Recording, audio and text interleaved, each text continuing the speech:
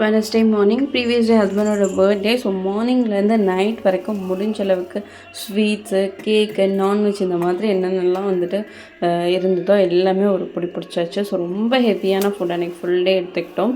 So next day வந்து ரொம்ப light ஃபுட்டாகவே எடுத்துக்கலாம்னு சொல்லிட்டு மார்னிங்கே ரைஸ், ரசம், எக்கு இது மட்டும்தான் பிளான் பண்ணியிருந்தேன். அதுக்கப்புறம் ப்ரீவியஸ் டே நைட்டே ஓட்ஸ் வந்து சோக் பண்ணி வச்சுருந்தேன். மார்னிங் பிரேக்ஃபாஸ்ட் எனக்கு மட்டும் வந்துட்டு ஓட்ஸ் எடுத்துக்கலாம்னு சொல்லிட்டு பேலன்ஸ் இருந்த திங்ஸு, ஸ்வீட்ஸ் எல்லாமே எடுத்து அந்தந்த ப்ளேஸில் கொஞ்சம் அரேஞ்ச் பண்ணி வச்சுட்டு அதுக்கப்புறம் தான் வந்துட்டு குக்கிங்கே ஸ்டார்ட் பண்ணேன். இந்த ஸ்டெயின்லெஸ் ஸ்டீல் பாட்டில் வந்து நான் ஆன்லைனில் ரொம்ப நாளாக சர்ச் பண்ணிட்டே இருந்தேன். எனக்கு வந்துட்டு நல்லா லென்த்தாக ஒல்லியாக இருக்க மாதிரி வாட்டர் பாட்டில் வந்து தேவைப்பட்டுச்சு.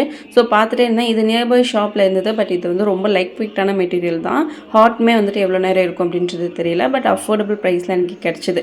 நான் எக்ஸ்பெக்ட் பண்ண மாதிரி இருந்துச்சு. ஸோ அதனால் வாங்கிட்டேன். முன்னவே வாங்கியிருந்தேன். ஸோ இப்போ தான் யூஸ் பண்ணலாமேன்னு சொல்லிட்டு எடுத்திருக்கேன். அதையும் ஒரு ஹாட் வாட்டரில் வாஷ் பண்ணி எடுத்து வச்சுட்டேன்.